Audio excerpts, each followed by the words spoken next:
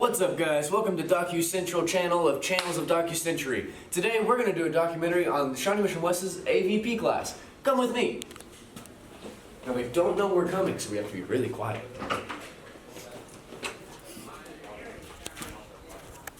This is one of the most successful classes in all of Shawnee Mission West, or at least I've heard. Alright, 3 Musketeers. Yeah, I know. We were just reading what they wrote. So this is the video productions class. They produce videos in here. And they do videos and editing. In this house lives a man who has an addiction. So why are you on this show today? Because I'm addicted to Cheetos.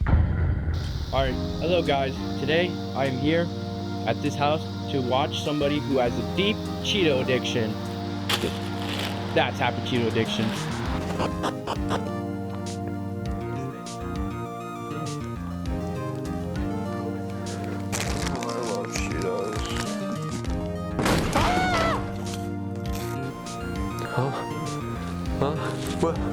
Where am I?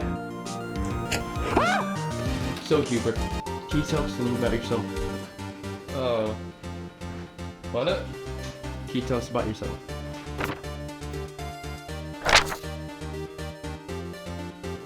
Well, my name is Hubert, and I am addicted to Cheetos. So when did this addiction start? I've always loved Cheetos ever since I was a fat little baby boy. We have always loved Cheetos in my family. My mommy would buy me Cheetos every time I did something good. Soon, I couldn't stop eating them. I even would snap at my mom when I didn't get any. But what pushed your love for Cheetos? One day, I got a higher grade on my test than I was expecting, and I came home excited to share the news with mommy. But when I told her,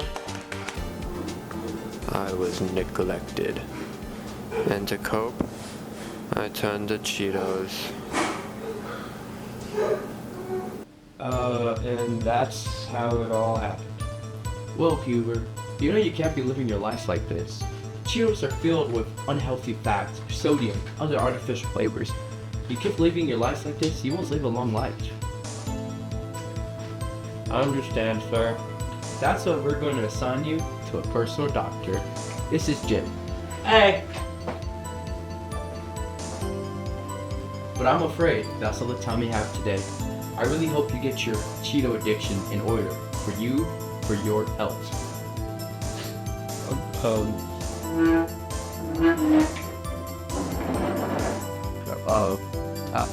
Yeah. Thank you. No problem.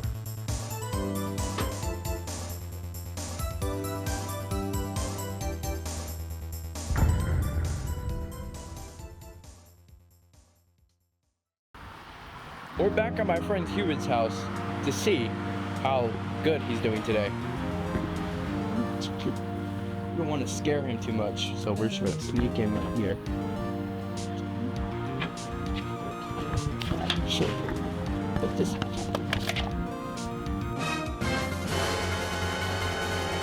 Oh shoot! Herbert, what are you doing? Nothing.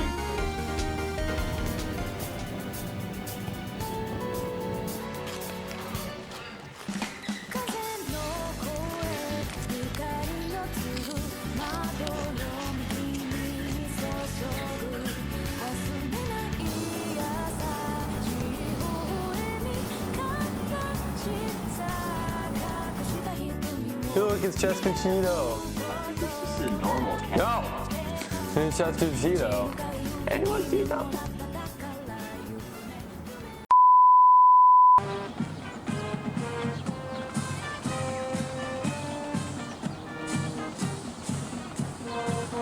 We love Shawnee Mission West, but what the students at Shawnee Mission West? Of course, people stop in the middle of the hall.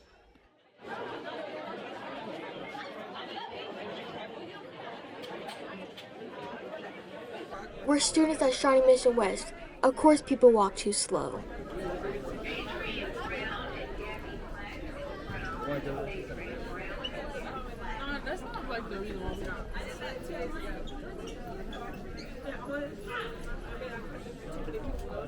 We're students at Shawnee Mission West. Of course, our hallways are always crowded.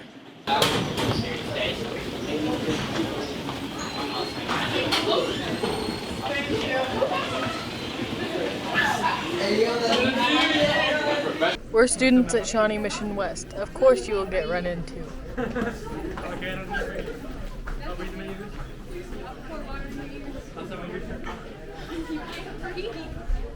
We're students at Shawnee Mission West. Of course we can't make it to class on time.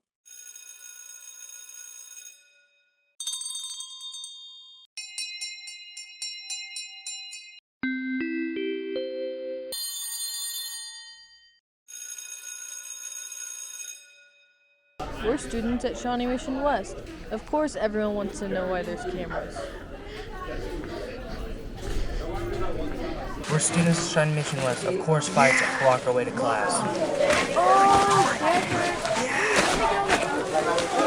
Oh, she's on the floor. Oh my god. We're students at Shawnee Mission West. We're students at Shawnee Mission West. We're the students at Shawnee Mission West. We are students at Shawnee Mission West.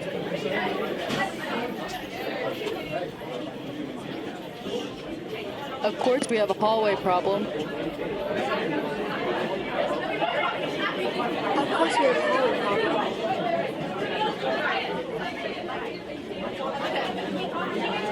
Of course we have a hallway problem.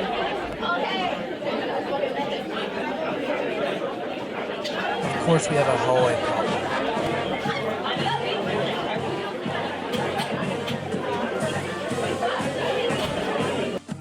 We have a hallway problem.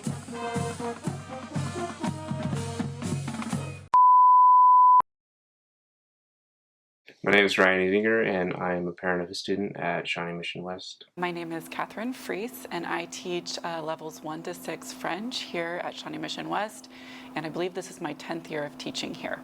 My name is Mr. No. I teach juniors U.S. history and then a social studies elective called International Relations, and this is my second year teaching at Shawnee Mission West. My name is Matt Baker, or Mr. Baker. I teach chemistry, AP chemistry, but I've taught biology, physical science, and this is my 10th year at West. My name is Mr. Swafford. I teach mathematics, and I've been at West. This is my 7th year. My name is Miss Vela, or Miss Vela. I teach psychology primarily, but I'm also teaching international relations right now, and this is my 3rd year at West. My name is Anissa Jamil, and this would be my 3rd year here at Shawnee Mission West. I'm a junior. My name is Evan Williams. I've been going here for 3 years, and I'm a junior. I don't rely on my phone a whole lot on a daily basis. I guess I'm kind of old school when it comes to phones. I do use it, I suppose, to stay in contact with my spouse at home throughout the day a little bit, but I probably only check it during the workday around lunchtime and then after school. In the evenings, I pretty much am busy being a mom, so I rarely use it for social media or much of anything else, so not much. I would say I rely on my phone maybe the total screen time, maybe 7 hours-ish a day on average. I definitely do rely on my phone quite a bit. One, for journalism reasons, maybe not the most profound reason, but I interview a lot of people on there, transcribe a lot of the scripts and stuff like that. But I also use it quite a bit for social media and TikTok, and yeah, that's contributed to my days.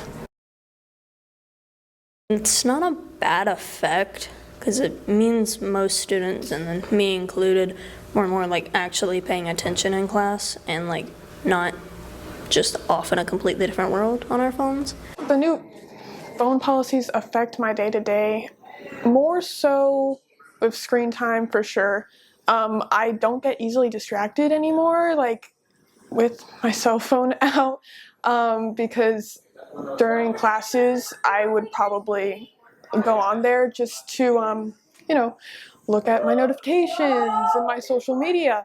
And with the new policies, I don't have that kind of distraction anymore. I have more time to focus, and I actually don't mind them at all, the new cell phone policies. I think the new cell phone policies make my job a lot easier, especially in math. It's really easy when you're struggling with a task, which you do in math all the time, to want to pull out a device to just sort of like, oh, I'm stuck, like I want to do something, like almost as like a nervous like tick, and getting students to feel more comfortable pushing through the struggle has been my goal my whole time, is the big goal with teaching math. So the new cell phone policies kind of force students to a little bit more really engage and push through that struggle, getting students to understand that they can do that, that they don't have to like turn their brains off every couple seconds while checking their phones. It's been a big help. I would say for the phone policy, in my experiences as a teacher before the phone policy, I don't think it's made much of a difference in terms of how it affects doing my job as a teacher. Academically, this year I have had the highest turn-in rates. My class average for their first paper that they did is a 90%. I'm missing 6 out of like 60 kids, and normally I'm missing like 18. So I have dropped that percentage by 2/3, and they're more involved in class, like they're understanding more. I do see students with like these new cell phone policies. I do see students focusing more and being more engaged with lessons. I can imagine not having a phone in class allows you to stay on task even though you're not interested in the material. As of recording, we are approaching the anniversary of what happened on October 7th. While we all can agree what happened that day was tragic, not everyone can agree on the response. While some people think the response of Israel is justified, others do not echo the same opinion. Teachers, for example, have especially been caught in the crossfire. Today, at Shawnee Mission West, we went to ask a few questions to the students and the administrators.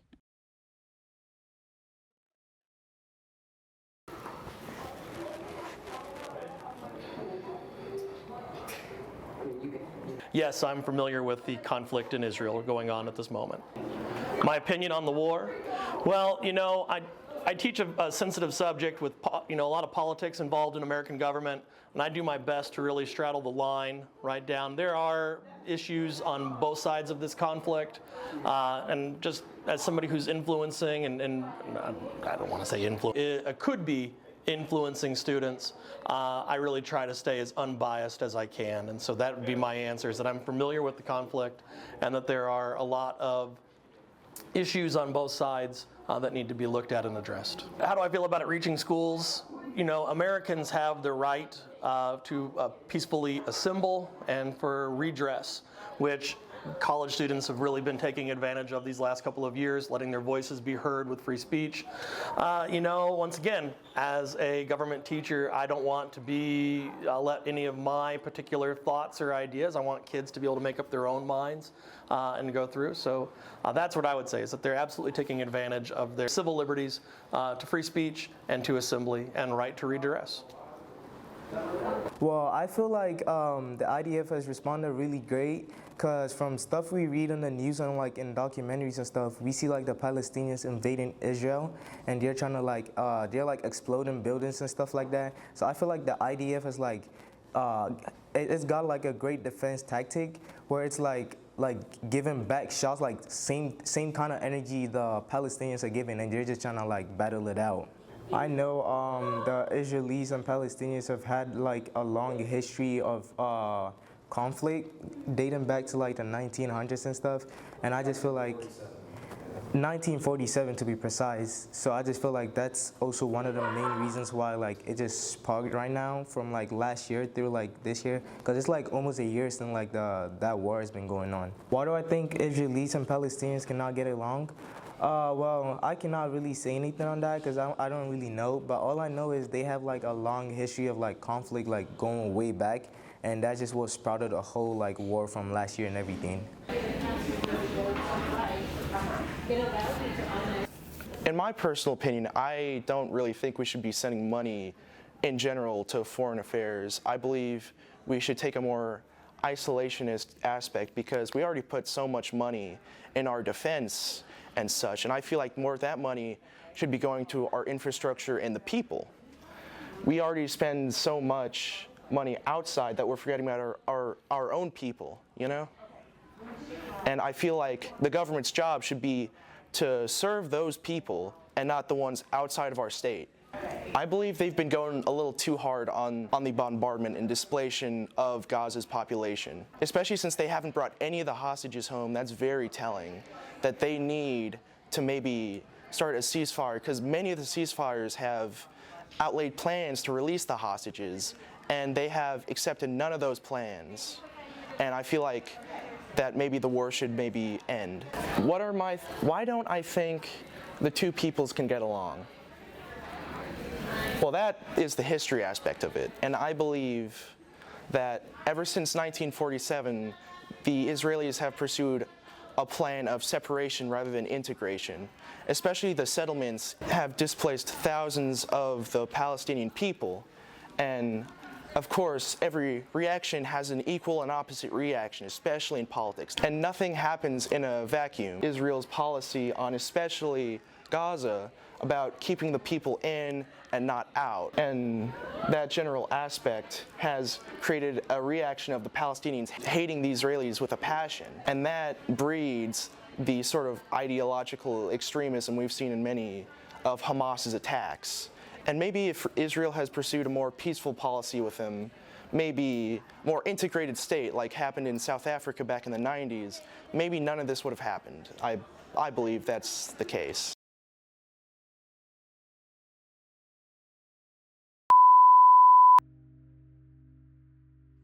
The veil of night brings out many horrors. One amongst their vicious army, fentanyl. The citizens of Los Argos are plagued by addiction, a horrible virus that spreads through the weakness of human desire. Poverty and homelessness plague many. Hope is a rarity cherished by its surprisingly high youth population. As of recent years, many of the drug rings in Los Argos have been taken over by a drug supplier group. The true intentions of this group are currently unknown by law enforcement, and with recent efforts proving unsuccessful, there may never be hope for people of Los Argos. Prior to being a school resource officer, I worked in the city, and so I was there for 22 years. One of the assignments I had, I did work undercover for a year in the street narcotics unit, where primarily I would go out and buy drugs from street level and sometimes a little higher level dealers. So there is a fair amount of drugs out on the streets, and our goal was to make as many purchases as we could. We had to make three transactions before we could apply for a warrant, just so we could make sure that they weren't being set up or have an excuse of entrapment. So we did run into overdoses, poison, and other kind of medical issues that came from using. It's more than just the addict that these drugs affect. The roots of this poisonous tree dig deep into the Los Argos community. In the last year alone, deaths from drug overdose have gone up by 300%. These alarming numbers are causing panic among many. Yeah, we've tried. We really have. It's just these people on the streets, they're suffering very bad, but we don't have the capital to spend. We don't have the government funding to spend on like a new SWAT team or rehabilitation program. But it's just really awful. It's a really awful thing that we got going on. We just can't really do anything from our side. I've tried reaching out to multiple senators and the government and governors across the country, but they won't help at all. Maybe one day there will be salvation for the people of Los Argos, but for now, the poor are left struggling, the needy are left hungry, and the addicted are left for dead.